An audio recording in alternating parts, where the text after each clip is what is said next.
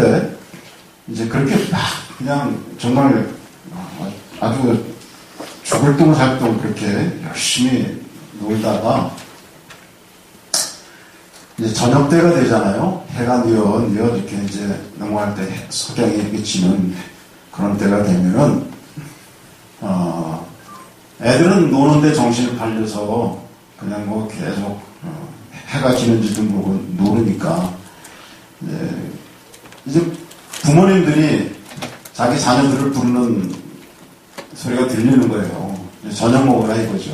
뭐 예를 들어서 개똥아, 뭐 소똥아, 말순아, 떡자야.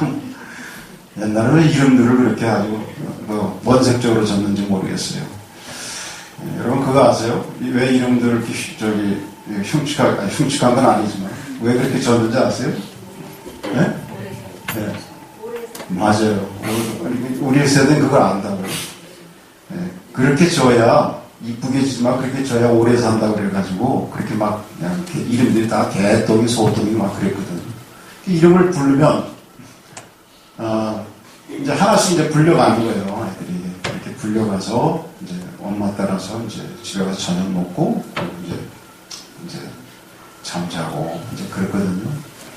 근데 그렇게 불려가는데 개 중에는 아무도 불러주는 부모가 없어가지고 쓸쓸히 남는 아이들이 더러 있어요.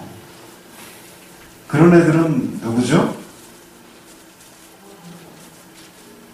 부모 없는 고아죠, 고아. 예. 그러면 같이 열심히 이렇게 원래 놀 때는 구별이 안 되고 그냥 같이 이렇게 놀았는데 마지막으로 이렇게 불려갈 때 보면 쓸쓸히 남는 아이들은 확연히 구별이 되는 거예요. 불러줄 부모가 없어요. 쓸쓸한 마음으로 그냥 몇 번 더 흙을 놀던 걸 뒤척이다가 혼자서 무슨 재미를 하겠어요. 그러다 보면 이제 자기도 쓸쓸히 집을 찾아가는 것이죠. 여러분 부모가 계시다는 게 참 그렇게 좋은 겁니다. 우리 육신의 부모가 계신 분들도 참 좋은 거예요. 우리 교회는 축복받은 것 중에 하나가 저는 그 축복을 못 누렸습니다만 아주 고령이신 연세 많으신 부모님들이 많이 계세요. 예. 그래서 참 여러분 그게 가정의 축복인 줄 믿으시기 바랍니다. 거동 못하셔도 그래도 내가 돌아볼 수 있는 전화 드릴 수 있는 부모님이 계시다는 것. 그런데 우리 믿음의 사람들에게 있어서 바로 그 축복이 우리의 영적인 아버지 되시는 부모 되시는 하나님이 우리가 부를 수 있는 하나님이 계시다는 게 여러분 엄청난 축복인 것을 믿으십니까? 이게 축복이에요. 이 땅에 살아가면서 이 세상에 예외 없이 어떤 사람도 내일에 대해서 내일이 아니라 단 1초 앞도 내가 내일 1초 앞은 이렇게 될 거라고 예상할 수 있는 사람이 없는데 그런 가운데서 그래도 내 내일을 책임져 주시는 나의 영적인 부모님이 계시다고 하는 것. 그리고 그 부모님이 나는 내일을 알 수 없지만 내일을 책임져 주신다고 하는 게 이게 얼마나 축복인지 모릅니다.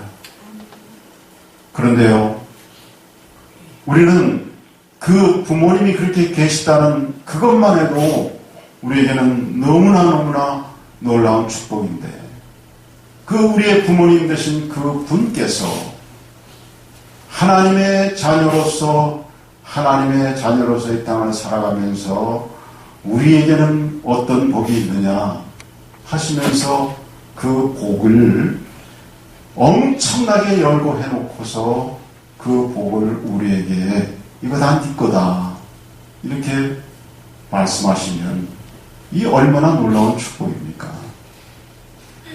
오늘 이영희 집사님이 아까 봉독하셨던 신명기 28장 1절에서 14절의 말씀이 바로 성경에 거의 어디에도 볼 수 없을 만큼 복을 엄청나게 열거한 그런 내용이 여기에 있는 거예요. 여러분 아까 같이 읽을 때에 거기 열거된 복 다 보셨죠? 엄청난, 이게 다 누구를 향한 복이에요? 누구를 향한 겁니까? 네? 가만히 계신 거 보니까 나하고는 상관없는 복이다 생각하시는 것 같아요. 그런가요? 하나님 백성에게 주시겠다는 복이에요. 여러분 하나님 백성 맞으시죠? 그럼 여러분 복이에요. 여러분 복.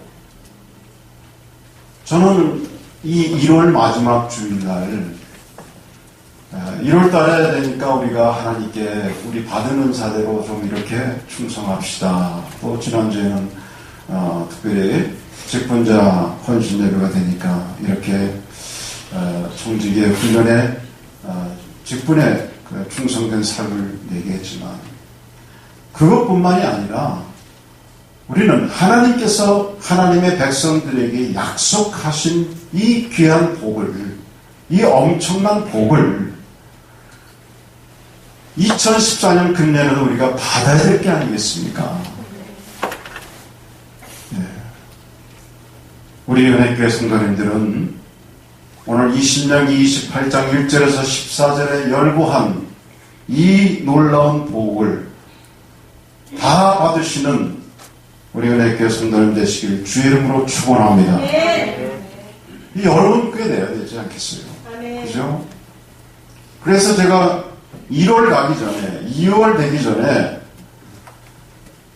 여러분의 충성도 하셔야 되지만 이 복을 우리가 받자는 거예요.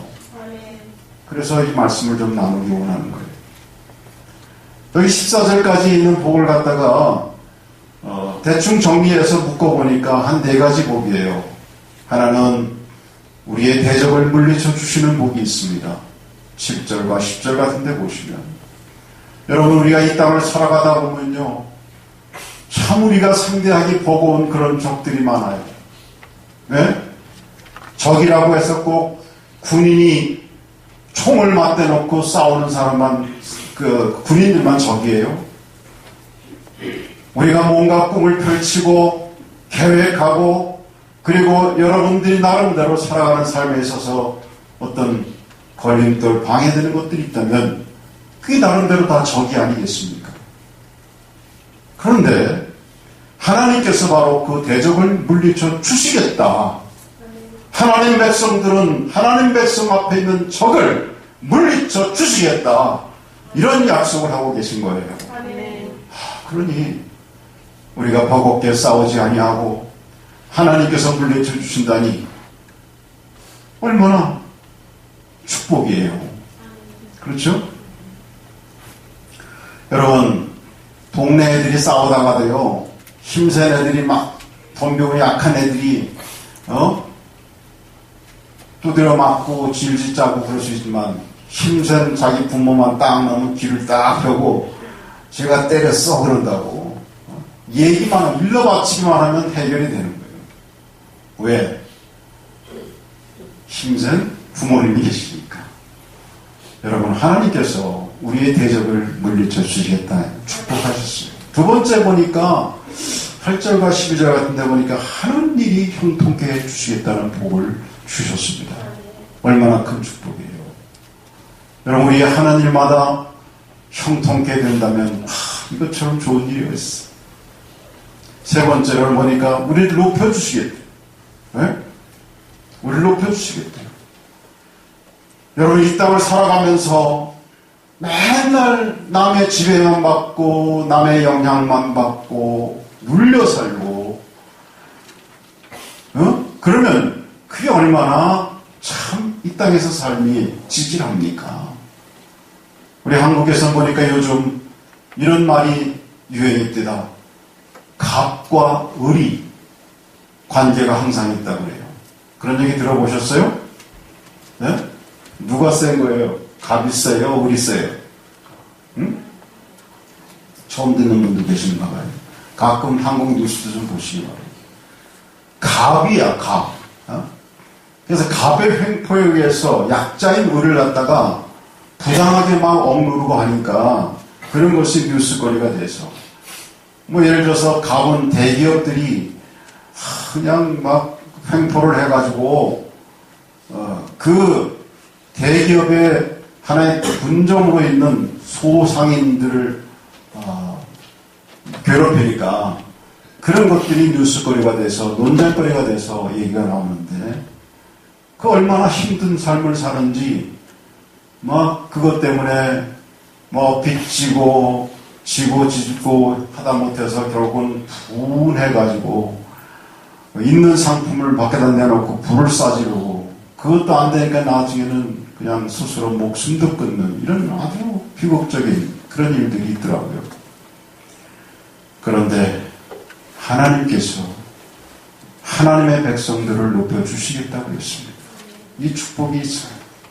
네 번째로 보니까 정리하고 보니까 또 넘치는 풍성한 축복을 말씀하고 있습니다.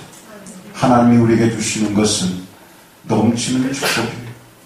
성경에서 그 축복을 우리에게 어떻게 표현했냐면 되로 그것을 대어서 다 깎는 게 아니라 어떻게 줘요? 넘치도록 부어주신다 그랬습니다.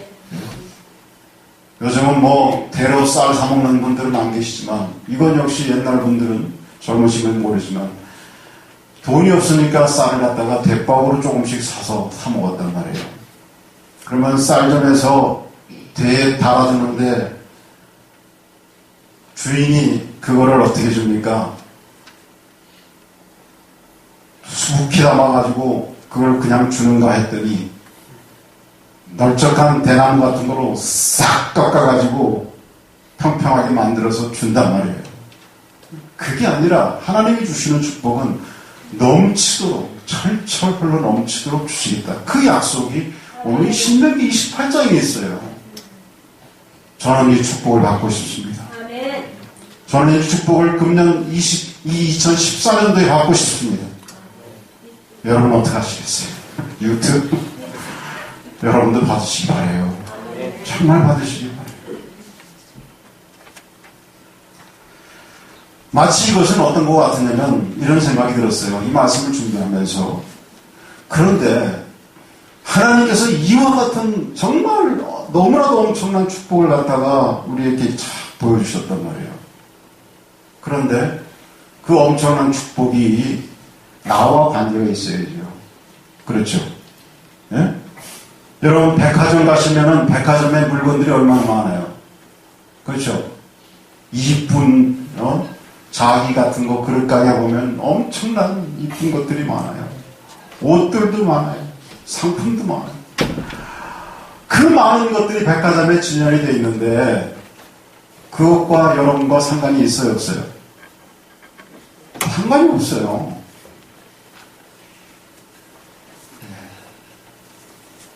하나님께서 진열해 놓으신 이 엄청난 축복이 내 것이 되려면은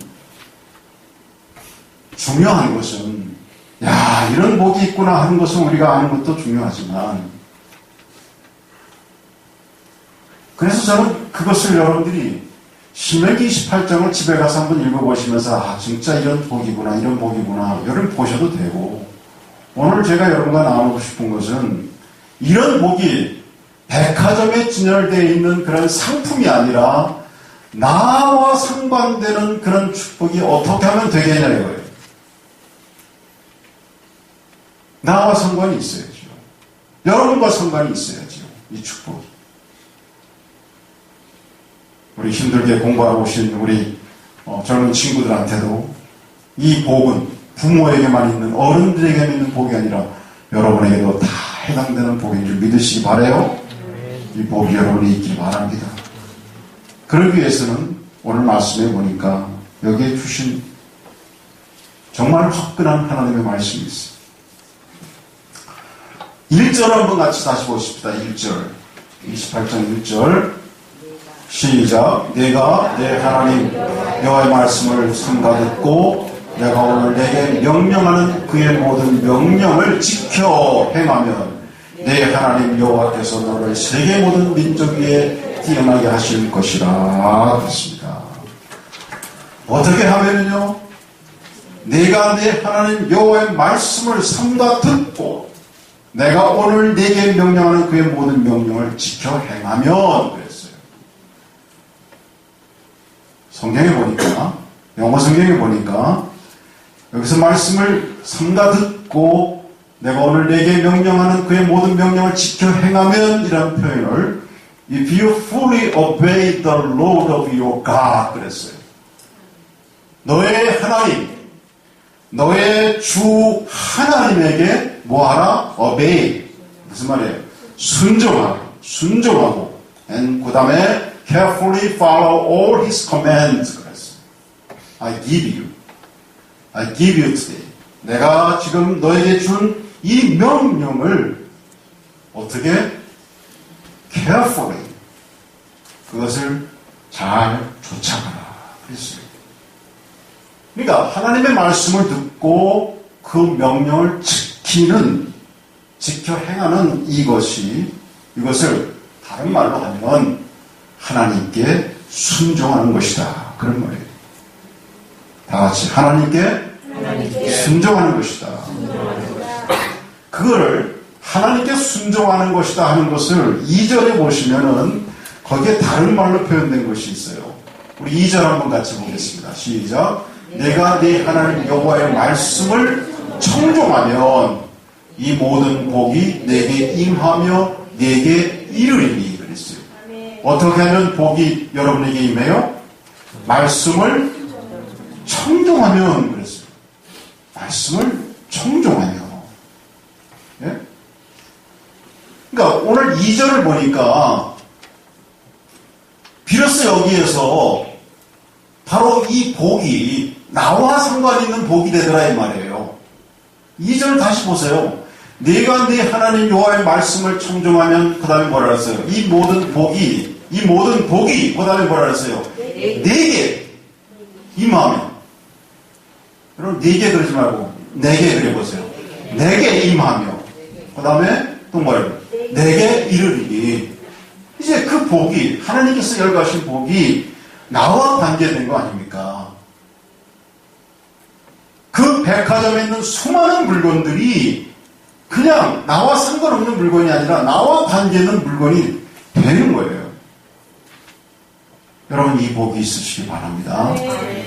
그러니까 여기서 말씀하신 거 보니까 바로 그 하나님이 열거하신 풍성한 복이 내가 나와 관계되는 복이 되기 위해서는 하나님의 말씀을 청종하는 삶을 살아야 한다는 것을 오늘 신명 기자는 분명히 말하고 있습니다. 근데 이 청종한다는 말을 아까도 말씀드렸지만 영어 성경에는 If you obey the law of your God 그랬어요. 순종이란 말로 표현했어요. 그러니까 결국 하나님의 말씀을 청종한다는 것은 하나님께 순종하는 것을 얘기합니다. 그러니까 하나님께 순종한다는 것은 거꾸로 다시 말하면 1절에서 보는 것처럼 말씀을 듣고 행하는 것을 말하는 거예요. 같은 얘기예요.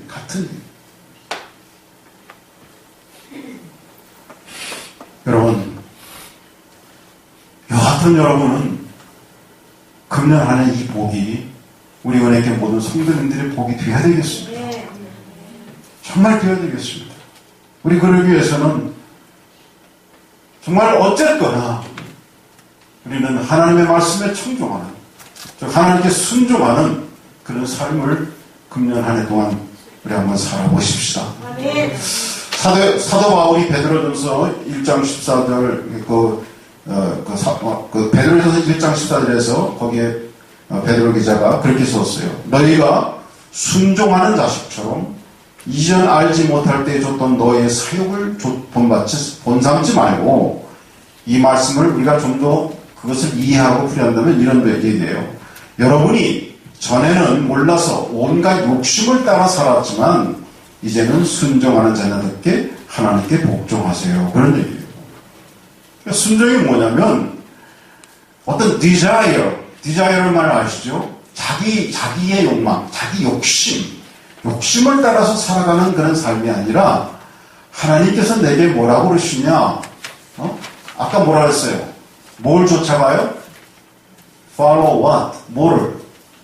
그의 명령을 carefully follow his command 그랬잖아요. 그의 명령을 쫓아가는 삶. 내 desire, 내 욕망에 의해서, 내 명예에 의해서, 내 욕심에 걸려서 그것을 쫓아가는 삶이 아니라 하나님이 나에게 명령하신 명령에 따라서 쫓아가는 그런 삶을 살아가는 것, 이게 바로 하나님이 우리에게 풍성하게 주시겠다고 하는 그것이 나와 관계 있는 그런 것이 되어진다는 말씀입니다. 그럼 여러분, 우리는 그 하나님께 어떻게 하면 순종할 수 있을까요? 한 두 가지 우리는 하나님께 순종함에 있어서 저와 여러분이 정말 우리가 시리어스하게 신경 써야 할 게 있어요. 첫째는 한번 다 같이 하십시다. 전적인 신뢰가 있어야 한다. 누구에게? 그분에게. 네. 여러분 하나님을 신뢰하시기 바랍니다. 네? 하나님을 신뢰하시기 바라요. 우리의 평생 하나님 믿습니다 그러다가 어떤 걱정, 근심거리, 어떤 일들이 부닥치면 근심 못대를 확 풀어놓고서 하는 것은 하나님을 신뢰하는 게 아니에요. 그렇죠? 하나님을 신뢰한다고 하는 것은 사실은 어떤 때 내가 정말 하나님을 신뢰하는 거냐 그렇지 않은가 알 수 있는 것은 그런 일이 내게 왔을 때예요. 그렇죠? 평소에 아무리 내가 하나님 신뢰합니다 말을 해도 나에게 어떤 문제가 딱 부딪혔을 때에 그 문제에 대한 걱정을 내가 다 하고 있다면, 그리고 하나님은 뒷짐지게 하고 있다면 우리는 하나님을 신뢰하는 게 아니죠. 여러분, 하나님에게 우리의 모든 것을 맡기는 것, 하나님을 정말 신뢰하는 삶이 있을 때에 비로소 우리가 하나님께 순종할 수 있습니다. 누가복음 5장 1절에서 11절에 보시면 여러분이 아시는 말씀이 있어요. 거기에 고기를 잡지 못한 베드로에게 예수님께서 그물을 던져보라는 예수님의 말씀, 그 말씀에 베드로가 어떻게 합니까? 순종을 해요. 그래서 그물을 던졌어요. 베드로가 생명부지였던 사람이 와서 그물 어디에 던져봐라 그러니까 베드로가 던졌어요. 자, 한번 물어보겠습니다. 고기 잡는 일에 베드로가 경험이 많아요? 예수님이 경험이 많아요? 예? 최명사님, 이해가 되셨어요? 예. 베드로가 경험이 많죠. Because Peter was a fisherman. 그죠? 그런데 베드로가 예수님께 어베이했어요. 순종했어요. 순종이라고 하는 것은요, 여기서 뭐를 얘기하냐면 순종은 경험이 우선하지 않는다는 거예요. 여러분 무슨 얘기 아시겠어요? 순종에는 경험이 우선하지 않습니다. 순종에는 상식이 우선하지 않습니다. 그러면 여러분, 우리가 자꾸 착각하는 게 있는데, 신앙생활 하면서 우리가 자꾸 이런 말 하면 안 돼요. 상식적으로 그게 이해가 됩니까? 이런 말 하면 안 돼요. 솔직히 말해보세요, 여러분. 여러분, 하나님이 상식적으로 이해가 돼서 여러분이 하나님 믿습니까? 아니지 않습니까? 믿어지니까 믿는 거지. 그 믿어지는 게 참 그게 어떤 사람은 하는데도 안 되는 사람도 있어요.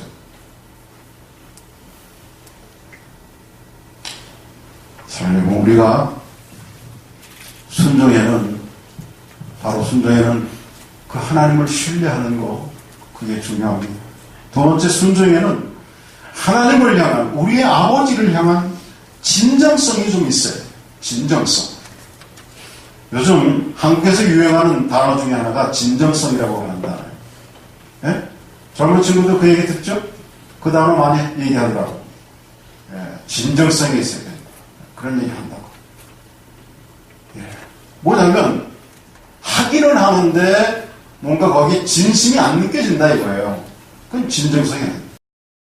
어떤 사람이 누구에게 선물을 갖다가 했는데, 그 선물을 하는 고마운 마음이 전달이 안 되는 경우도 있어요. 진정성이 안 느껴져서. 그죠? 근데 어떤 경우는, 비록 선물은 뭐 그리 크지 않아도, 저 사람이 정말 나를 진심으로 고마워하고, 사랑하는 그런 표현이 느껴져요. 왜 그렇죠? 대부분 그 사람이 진정성을 가지고 감사하는 마음으로 선물을 하니까.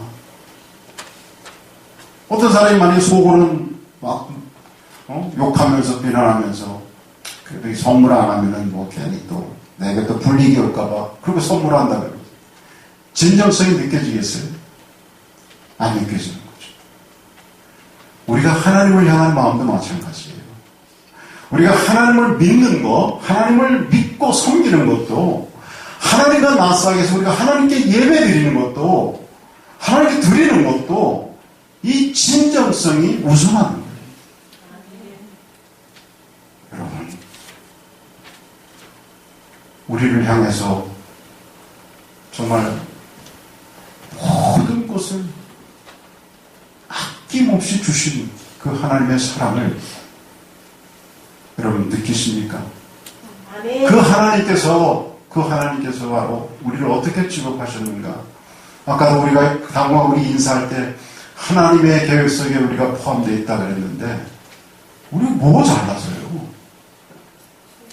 우리 못난 우리를 하나님께서 그래도 파트너십을 가지고 하나님이 함께 해주시겠다고 하는 그 하나님에 대한 진정성을 가지고 우리가 하나님을 좀 믿어야 되겠다.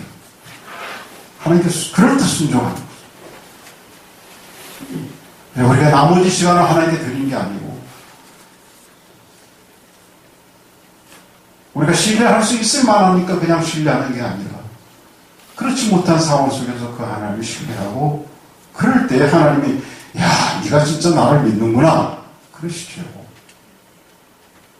여러분 친구 관계도 그렇잖아요. 저 친구가 내가 그를 신뢰할 만한 뭐를 준 것도 없는데 저 친구가 나를 믿어준다 그러면 여러분 친구 간에 어떤 마음이 들어요? 기분 좋잖아요.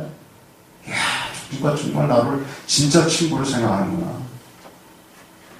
하나님도 마찬가지입니다. 우리 생각대로 누구나 다 믿지 않아도 믿을 수 있는 그런 믿음 가운데서 내가 하나님 신뢰합니다 그러면 야 너는 어려운 상황이 되면 조금만 어려운 상황이 되면 언제든지 나 안 믿을 친구야. 하나님 그러시다. 왜? 진정성이 하나님에 대한 진정성이 없다는. 그러므로 우리가 하나님을 믿는 데 있어서 이 진정성이 우리의 믿음 가운데 있기를 주의 이름으로 축원합니다.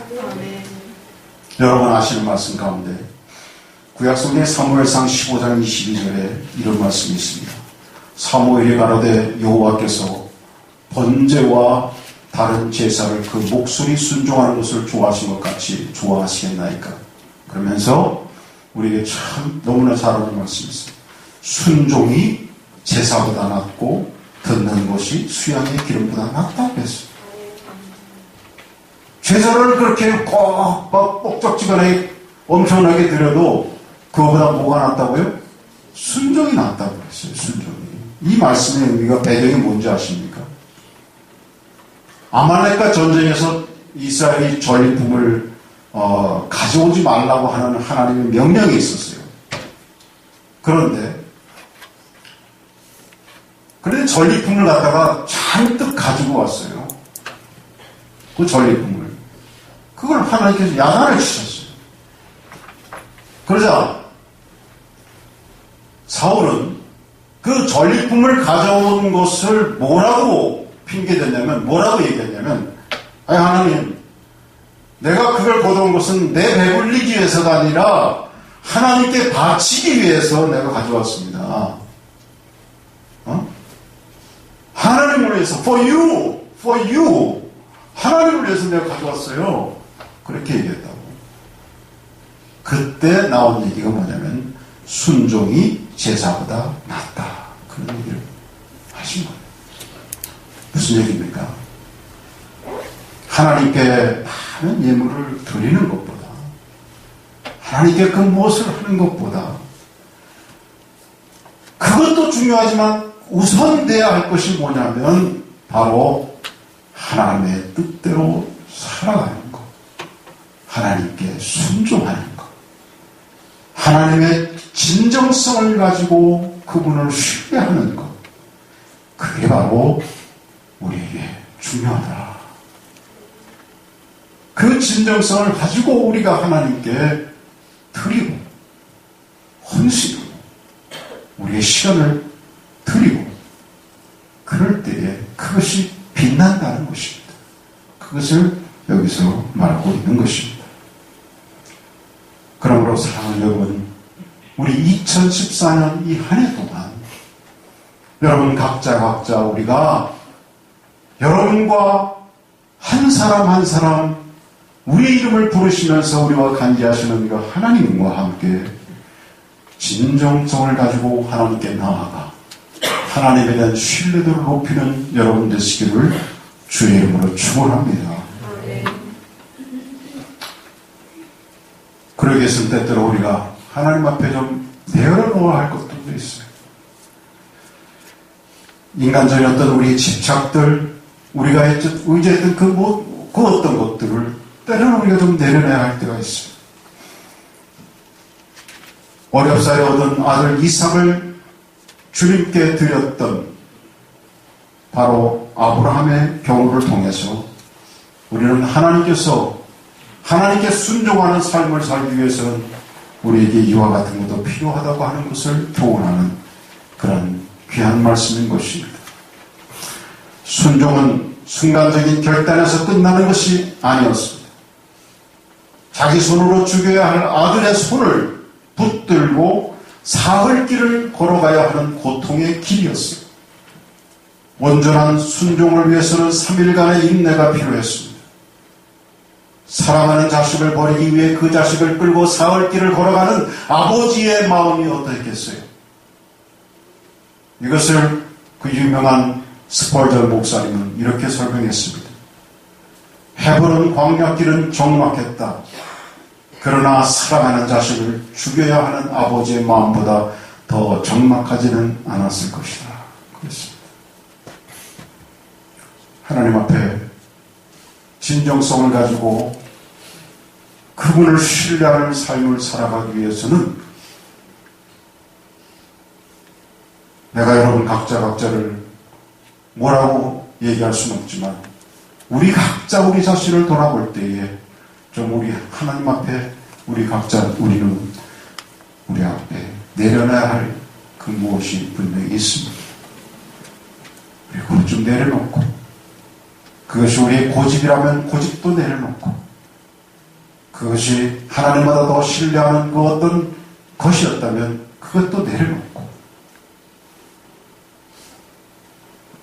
그리고 하나님을 신뢰하고 하나님께 진정한 마음으로 그분에게 다가가는 우리가 될 때에 하나님은 아까도 말씀드렸듯이 1절에서 14절까지 있는 이 열거되어진 구체적인 엄청난 축복이 백화점의 물건이 아니라 바로 저와 여러분을 위해서 하나님께서 준비하신 축복인 것을 믿으시기를 주의 이름으로 간절히 축원합니다. 그리고 2014년 한 해 동안에 깊이 있고 하나님께서 준비해 주시고 이거 다 믿고야 말씀하신 그 하나님의 복이 실제적으로 여러분의 것이 되기를 주의 이름으로 축원합니다. 기도하겠습니다. 하나님 고맙습니다.